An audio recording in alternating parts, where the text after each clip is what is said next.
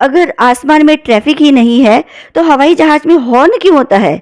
सोचिए, आप 35,000 फीट की ऊंचाई पर उड़ रहे हैं और अचानक पायलट हॉर्न बजाकर कहे, भाई साहब साइड देना।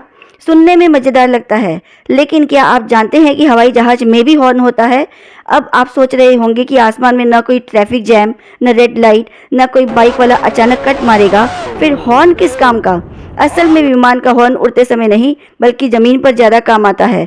जब विमान एयरपोर्ट पर खड़ा होता है, तब पायलट को कई बार ग्राउंड स्टाफ या इंजीनियर से बात करनी होती है, लेकिन एयरपोर्ट पर इतना शोर होता है कि अगर पायलट खिड़की खोलकर भी चिल्लाए तो शायद किसी को सुनाई न दे।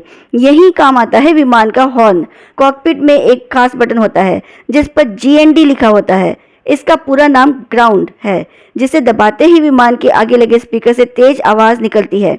यह आवाज़ सुनकर ग्राउंड स्टाफ समझ जाता है कि पायलट उनसे संपर्क करना चाहता है। और मज़े की बात तो यह है कि यह हॉर्न सिर्फ इंसानों के लिए नहीं, मशीनों के लिए भी काम करता है। अगर विमान में कोई तकनीकी गड़बड़ी हो जाए या किसी सिस्टम में खतरे का संकेत मिले तो यह अलार्म अपने आप बज सकता है। यानी यह सिर्फ हॉर्न नहीं, बल्कि विमान का सिक्योरिटी गार्ड भी है।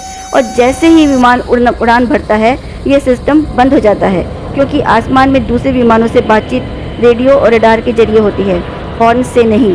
तो अगली बार जब आप विमान में बैठें तो याद रखिए, इसका हॉर्न ट्रैफिक हटाने के लिए नहीं, बल्कि ज़मीन पर टीम वर्क चलाने के लिए होता है।